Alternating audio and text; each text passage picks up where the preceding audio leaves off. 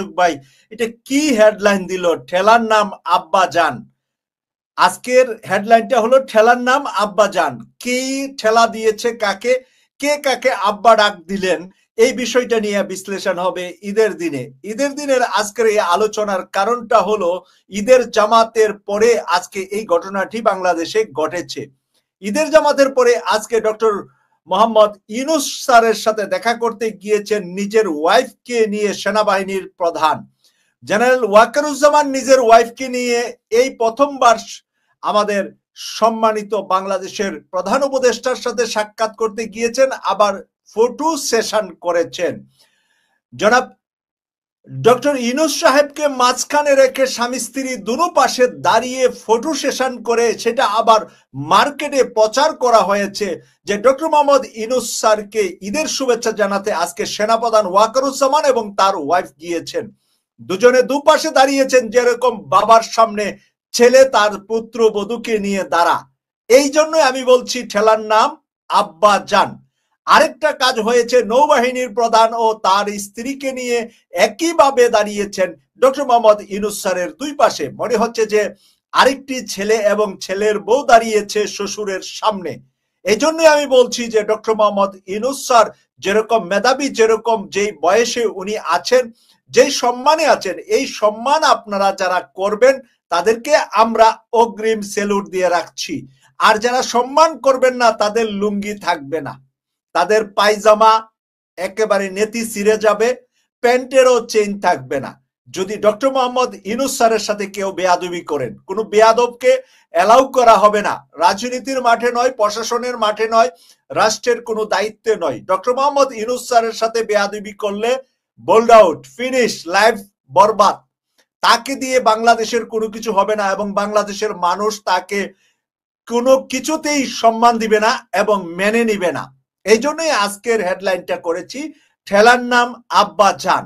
এর আগে কিছুদিন আগে, মাত্র 2 সপ্তাহ আগে আমরা দেখেছি যে ওয়াকারুজ্জামান বনাম ডক্টর মোহাম্মদ ইউনূস স্যারের ভিতরে একটি বিতর্ক ছড়িয়ে পড়েছিল সকল মিডিয়া জুড়ে এবং সেই বিতর্কের ভিতরে কাজ করেছে ভারতীয় র থেকে শুরু করে ভারত বাংলাদেশের যৌথভাবে ভারতীয় গুলাম আর ওই যে বাচ্চাগুলো আছে না, মানে এটির নাম কি বলবেন আপনারা একটু লিখে নেন, যে আসল বাপমার বাচ্চা না জিডি এটিরে কি বলে আপনারা লিখে নিবেন।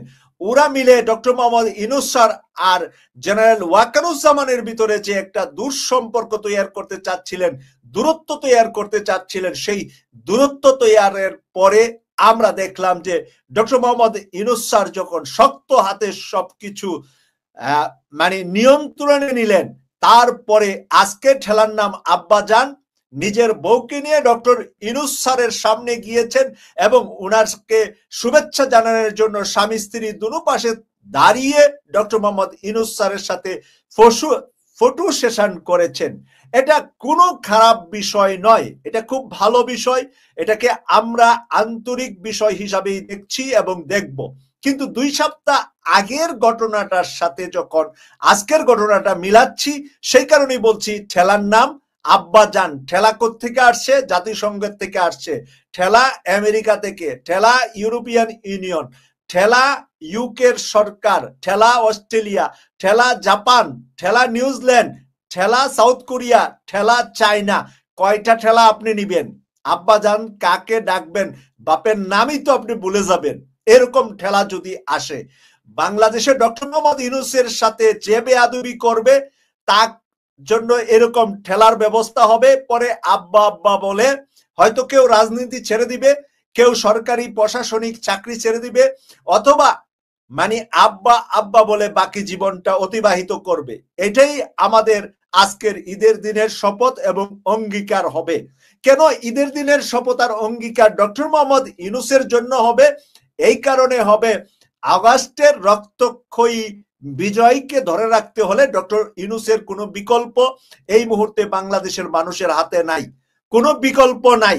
আজকে ঈদের জামাতে মানুষ চিৎকার করে বলছে, স্যার স্যার আপনি 5 বছর থাকবেন, কোনো গাদ্দার বাটপার তাদের কথা শুনবেন না, তাহলে গাদ্দার বাটপার কাদেরকে বলেছে এই সাধারণ মানুষ?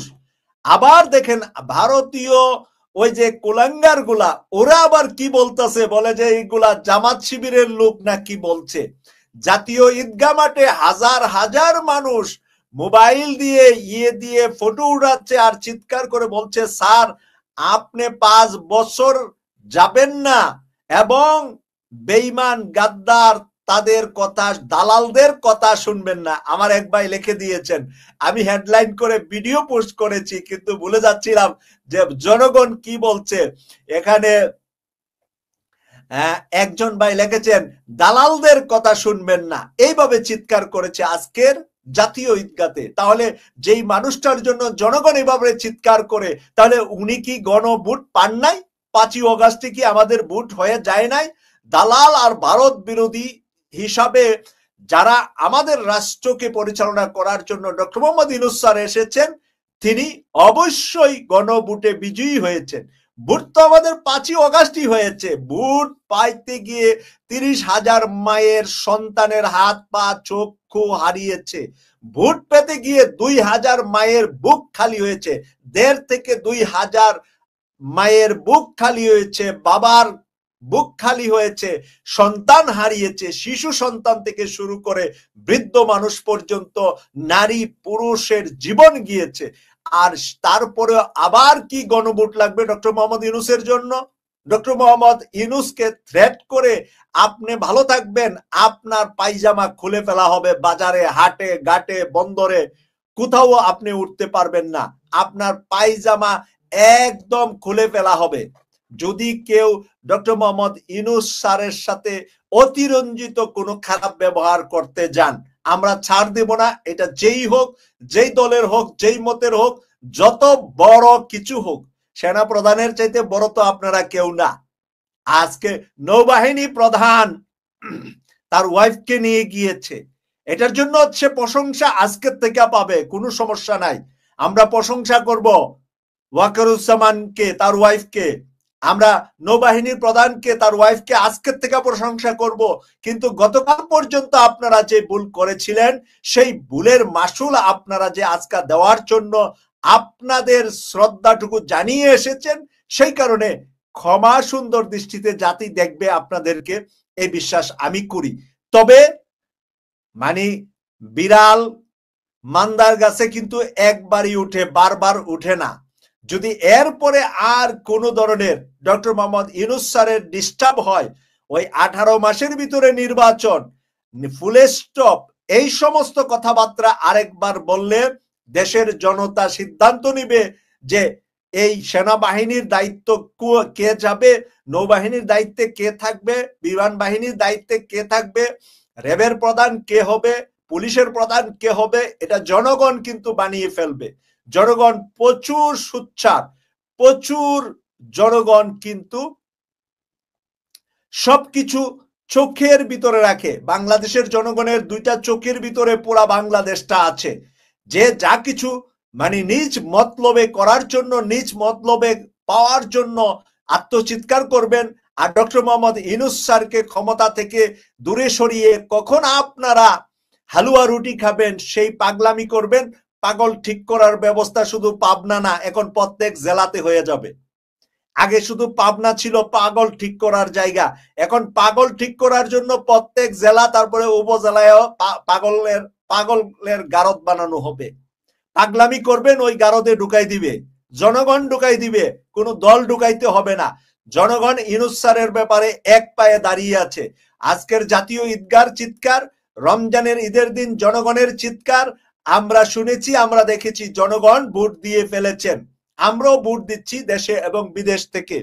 আপনারা এখন যারা লাইভে আছেন কয়েকশো মানুষ, আপনাদেরকে আমরা যদি বলি যে এপ্রিলে ইউনূস স্যারের নির্বাচনের যে তারিখ দিয়েছে ওটা সঠিক কিনা, তাহলে আপনারা লিখবেন হ্যাঁ।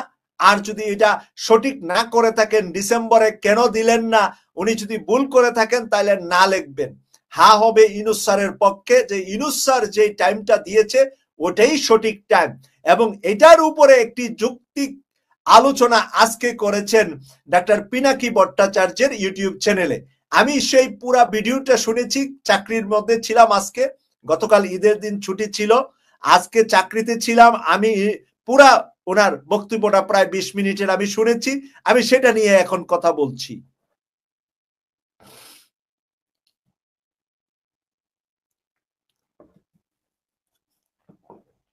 একজন দুইজন না বললেও আমি দেখতেছি যে আপনারা একেবারে প্রায় 90% লেখতেছেন হ্যাঁ ডক্টর মোহাম্মদ ইউনূস স্যারের।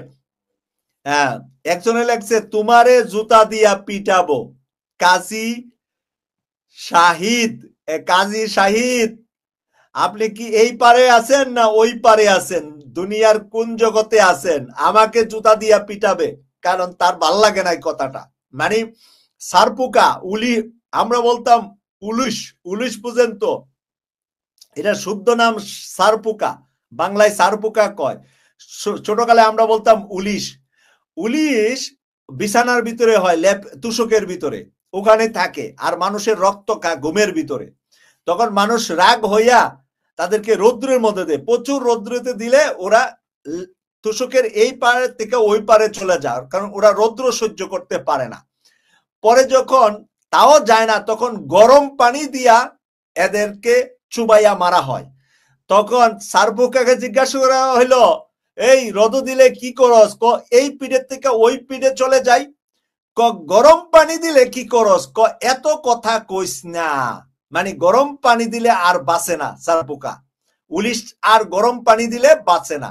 তো আজকে একজনে আমাকে লেখছে তোমার খবর আছে বেটা, বাড়ি কোথায় তোমার, একটু ঠিকানাটা লেখো না, এখানে লেখলে দেখবা তোমার বাড়িতে কালকা একেবারে গরম সিন্নি চলে যাবে, ঈদের গরম সিন্নি হাড্ডি লিয়া যাবে পাবলিক তোমার বাড়িতে। কাকে কি বলছো বুঝে শুনে কথা বইল। আচ্ছা, একজনে একেবারে কররা উত্তর দিয়া দিয়েছে যে তার এরকম কমেন্টস না পড়া ভালো, এটার সাথে একটা খারাপ গালি দিছে তাকে, আমি আর এটা উচ্চারণ করলাম না, আপনারা দেখতেছেন যে আমাকে আমার খবর আছে বলছে। বেটা সাহস থাকলে তোর ঠিকানা বল, কোন দেশের কোন শহরে কোন জায়গায় থাক, এখানে লেখ। আমি তো লন্ডন থাকি বেটা, তোদের আব্বারা থাকে লন্ডন, এবং আমাকে তো লন্ডনে সবাই চিনে, একটা বড় আব্বা থেকে ছোট আব্বা সহ সবার সাথে আমার দেখা সাক্ষাৎ হয়, এই টুপিটা পরেই যাই সব জায়গায়, সবাই চিনে তো। আমার একটা ওই যে এখান থেকে একটা ফালানের সাহস থাকলে বলিস, এখান থেকে একটা পড়বে না, অন্য জায়গাটা নাই বললাম। ইলিয়াস হোসেন ভাই যেরকম বলে, ইলিয়াস হোসেন ভাইয়ের মতো অন্য জায়গার কথা নাই বললাম, আমি বললাম এখান থেকে একটা ফালানের দুঃসাহস থাকলে বইলা দিস, লন্ডনেই থাকি আমি, আমার ঠিকানা সবাই জানে। আমাকে ধমকি দেওয়ার আগে বুঝা শুনা ধমকি দিও, বাড়িতে ঘুমাইতে পারবা না কিন্তু। আমি অনেক বাইরে দেখলাম প্রতিবাদ লেখছেন, এই জন্য অসংখ্য ধন্যবাদ, সেলুট জানাচ্ছি প্রিয় ভাইদেরকে, কারণ দুই একটা হোমরা সোমরা থাকবেই, দুই একটা হোমরা সামরার কথা আমাদেরকে শুনতেই হবে। আজকে বলছিলাম যে পিনাকি ভট্টাচার্যের মূল কথাটা আপনাদের সামনে 2 মিনিটে আমি তুলে ধরবো। পিনাকি ভট্টাচার্যের 20 মিনিট কথার ভিতরে চুম্বক কি কথাটা ছিল। সর্বপ্রথমে উনি শহীদদের কথা স্মরণ করেছেন, এবারের হজ এবং কোরবানির জন্য সকল মানুষের কোরবানি যেন কবুল হয়, হজ যেন কবুল হয়, এই দোয়া করেছেন ডাক্তার পিনাকি ভট্টাচার্য তার শুরুতে। আর মাঝখানে উনি যে গুরুত্বপূর্ণ কথাটা বলেছেন, গুরুত্বপূর্ণ কথাটা উনি নিয়ে আসছেন, আমি নিজে জানতাম না একটা কথা, আজকে আমি জেনেছি, কিন্তু দুইটার ভিতরে একটা আমি জানতাম, আরেকটা জানতাম না, কারণ ওই সময়ে আমার জন্ম হলেও আমি অনেক ছোট ছিলাম। পিনাকি ভট্টাচার্য বললেন যে 80-র দশকে, এটা সম্ভবত 79 সাল হবে, জিয়াউর রহমান সাহেব নির্বাচন দিয়েছিলেন ফেব্রুয়ারি মাসে। ওই নির্বাচনে জিয়াউর রহমান সাহেব বিপুল ভোটে বিজয়ী হয়েছিলেন। মানে বাংলাদেশের বহু দলীয় গণতন্ত্রকে ফেরত এনে জিয়াউর রহমান সাহেব বিপুল ভোটে বিজয়ী হয়েছিলেন। মাসটার নাম ফেব্রুয়ারি মাস, তারিখ সম্ভবত 29 বা এরকম, মানে একেবারে শেষের সপ্তাহ ফেব্রুয়ারি মাস। জিয়াউর রহমান সাহেবের ইলেকশনে সবচেয়ে পপুলারিটি অর্জন করেছিলেন। তখন আমি ভাই মা বাবার হাত ধরে হাঁটি, তখন আমার মনে নাই সেই কথাটা। কিন্তু জিয়াউর রহমান সাহেবের মারা যাওয়ার আগের বছর আমি ওনাকে দেখেছিলাম, আমাদের কসবা স্টেশনে গিয়েছিলেন, বেগম খালেদা জিয়া পিছনে দাঁড়িয়েছিলেন ট্রেনে চিটাগাং থেকে ঢাকা স্টেশন গুলাতে উনি। তবে একেবারে ক্লাস 1-এ পড়ি তখন দেখেছি জিয়াউর রহমান সাহেবকে, মা বাপকে না কইয়া বাড়ির থেকে পালাইয়া গেছিলাম জিয়াউর রহমান সাহেবকে দেখার জন্য। আর পরে জিয়াউর রহমান সাহেব ফেব্রুয়ারি মাসের নির্বাচনে বিজয় হয়েছেন, আর বেগম খালেদা জিয়া প্রথমবারের মতো বাংলাদেশের প্রধানমন্ত্রী হয়েছেন 27শে ফেব্রুয়ারি 91। ওই নির্বাচনে আমি ভোটার তখন, যার কারণে 91 নির্বাচনের ফার্স্ট টু লাস্ট সবকিছু আমি আপনাদেরকে ইনশাল্লাহ মেমোরির থেকে বলে দিতে পারবো। যেই নির্বাচনে জামাতের 18টি আসন আর বেগম খালেদা জিয়ার 139টি আসন, 11টি আসনের শর্ট ছিল। এই জামাতের 18টার সমর্থন নিয়ে বেগম খালেদা জিয়া প্রথম যে প্রধানমন্ত্রী হয়েছেন শান্তিপূর্ণভাবে প্রধানমন্ত্রী হিসাবে 91 থেকে 96 রাষ্ট্রের প্রধানমন্ত্রী ছিলেন, সেটাও ছিল ফেব্রুয়ারির 27 তারিখ। তাহলে জিয়াউর রহমান সাহেব বিপুল ভোটে বিজয়ী হয়েছেন ফেব্রুয়ারি মাসের নির্বাচনে, বেগম খালেদা জিয়া নির্বাচিত হয়েছেন ফেব্রুয়ারি মাসের নির্বাচনে। তাহলে বিএনপির ভাগ্য খুলে ফেব্রুয়ারিতে, এই কথাটা আজকে পিনাকি ভট্টাচার্য নিয়ে আসলেন। আর ডিসেম্বরে দুইবার শেখ হাসিনা নির্বাচন দিয়ে, ডিসেম্বরে দুইবার শেখ হাসিনা নির্বাচন দিয়ে বিজয়ী হয়েছিলেন আওয়ামী লীগের ভাগ্য খুলে ডিসেম্বরের নির্বাচনে। আজকে পিনাকি ভট্টাচার্য যেভাবে চারটা খুইলা বেকুব বানিয়ে দিয়েছে, পুরা বিএনপিকে বেকুব বানিয়ে দিয়েছে, বলছে যে এই বেকুবের দল কোনটা তাদের ভালো কোনটা তাদের মন্দ সেটাই বুঝে না। যেটাতে জিয়াউর রহমান সাহেব সবচাইতে দেশপ্রেমী হিসাবে জিয়াউর রহমান সাহেব মানে নির্বাচনে বিজয়ী হয়েছিলেন, সেই মাসটার নাম ফেব্রুয়ারি মাস, শেষের সপ্তাহ ফেব্রুয়ারির। আর 27শে ফেব্রুয়ারি সেদিন তো আমি নিজে ভোটার, আমি তো ভোটের অংশগ্রহণকারী। তাই 27শে ফেব্রুয়ারি 91 সালে বেগম খালেদা জিয়া প্রথমবার প্রধানমন্ত্রী হয়। তো ওরা তো ভোট চাইতেন ফেব্রুয়ারিতে চাইতেন, বিএনপি কেন ফেব্রুয়ারি না চাইয়া তারা ডিসেম্বরে, আওয়ামী লীগ যে সময় নির্বাচন হইলে পাশ করে আর বিএনপি ফেল করে ডিসেম্বরে নির্বাচন হইলে, আওয়ামী লীগের কাছে দুইবার বিএনপি ফেল করছে ডিসেম্বরের নির্বাচনে, আর ওই ডিসেম্বরে নির্বাচন চাইয়া বসছে বিএনপি। এই কারণে আজকে গণ দুলাই দিয়েছে বক্তব্যের ভিতরে। একজন মানুষ লেখছে লাকসিমপুর থেকে 17 আসন ছিল জামাতের। জি ভাইয়া, 17 আসন ছিল 2001-এ, আর 91 সালে ছিল 18 আসন। জিনিসটা আরেকটু বুঝে নিবেন, আপনার বয়স হয়তো কম সেজন্য আপনি একটা দেখছেন, 91টা আরো 10 বছর আগে আপনার মনে নাই। 91-তে 18 আসন জামাত পেয়েছিল। আচ্ছা, আমি যেই কথাটা আজকে বলতে চাচ্ছি সেটা হলো যে ওয়াকারুজ্জামান তার ওয়াইফকে নিয়ে ফটো সেশন করেছেন জেনারেল ওয়াকারুজ্জামান এবং মিসেস ওয়াকারুজ্জামান ডক্টর মোহাম্মদ ইউনূস স্যারের সাথে। সেই ফটো আবার সকল পত্র পত্রিকায় মিডিয়াতে সব জায়গায় এটা প্রচার করা হচ্ছে। আর নৌবাহিনীর প্রধান তার ওয়াইফকে নিয়ে দুইজন দুই পাশে দাঁড়িয়ে ফটো উঠাইছেন। ফটো আবার সারা বাংলাদেশে আজকে এটা মানে ফটো সেশন হিসাবে প্রচার করা হয়েছে। এই জন্যই আজকের হেডলাইনটা হলো ঠেলার নাম আব্বাজান। আব্বাজান এই কারণে লিখেছি। আর এই আব্বাজান নিয়ে আপনারা যারা কথা বলতে চান তাদের জন্য আমি লিঙ্কটা দিচ্ছি। 10 মিনিট আপনাদের কথা শুনবো। এখন 10 মিনিটে আপনারা যে কয়জন বলতে পারবেন তাদের কথা শুনবো। এখন চাকরি থেকে এসেছি, আসরের নামাজ পড়ি নাই, আপনাদের কথা শুই না তারপরে পড়বো। আমি লিঙ্কটা একটু আপনাদেরকে দিচ্ছি।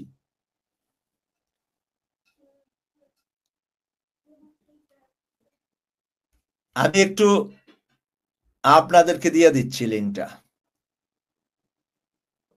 জি, একটু আপনাদেরকে দিয়ে দিচ্ছি। সবচেয়ে বেশি মানুষ আছেন ইউটিউবে, আপনারা ঢুকে যান। যারা আজকে ঠেলার নাম আব্বাজান নিয়ে কথা বলতে চান তারা প্রাসঙ্গিক কোনো কথা থাকলে অবশ্যই বলবেন, 2 মিনিট করে সময় পাবেন। যারা নতুন তাদেরকে আগে সুযোগ দেব, প্রায়োরিটি দেব। নতুন ইউটিউবে দেওয়া হয়েছে লিঙ্ক, এই যে লিঙ্কটা, এটাতে ঢুকলেই পাবেন। যে ঢুকতে পারেন না যারা ভালো পারে তাদের কাছ থেকে শিখে নিবেন। আমার মেসেজ লিখলে কাজ হবে না, আমার এখান থেকে শিখানোর সুযোগ নাই। যে পারেন না আপনার আশেপাশে লোকজনের থেকে শিখে নিবেন। এই যে ফেসবুকে দেওয়া হয়েছে, ফেসবুক ইউটিউব, ঠেলার নাম আব্বা জান, এই কথার বিশ্লেষণ আপনারা করবেন লাইভে এসে আমার সাথে এসে। প্রিয় দর্শক, আমি আজকের আরেকটি আপনাদের সাথে কৃতজ্ঞতা প্রকাশ করছি ঈদের দিনে। ঈদের দিনের কৃতজ্ঞতা প্রকাশটা হলো যে আপনাদেরকে গত আনুমানিক 2 সপ্তাহ আগে হয়তো আমি কয়েকদিন বলেছিলাম যে কেটিভি 24 এর ইউটিউব চ্যানেলটা আপনারা সাবস্ক্রাইব করে পাশে থাকবেন এবং আপনাদের আত্মীয় স্বজন ভাই বন্ধুদেরকে ঢুকাবেন। কারণ হলো আপনারা যে কোনো সময় ফেসবুক থেকে হারিয়ে যেতে পারেন। ফেসবুক ওয়ালারা আমার সাথে ভালো ব্যবহার করে নাই, এর আগে এরকম আমার চ্যানেল বন্ধ করেছে, আবার এখন চ্যানেলটা ফেরত পেয়েছি। এখন মাশাআল্লাহ ফেসবুকে অনেকে দেখেন, তবে দেখবেন ফেসবুকে কোনো সমস্যা নাই, কিন্তু ইউটিউবটা সাবস্ক্রাইব করা থাকলে আপনারা হারিয়ে যাবেন না, আমাকে খুঁজে পাবেন। নতুবা হঠাৎ ফেসবুক বন্ধ হয়ে গেলে আর আপনি যদি ইউটিউবে না থাকেন, তখন আর আমার কথা শোনার, আমার লাইভে ঢুকার বা আমার সাথে আপনাদের কমিউনিকেশনটা নষ্ট হয়ে যাবে। সেই কারণে আমি অনুরোধ করছি যে আপনাদেরকে আমি প্রয়োজনে ইউটিউবের লিঙ্কটা দেব, আপনারা ইউটিউবে সাবস্ক্রাইব করে আমাদের পাশে থাকবেন।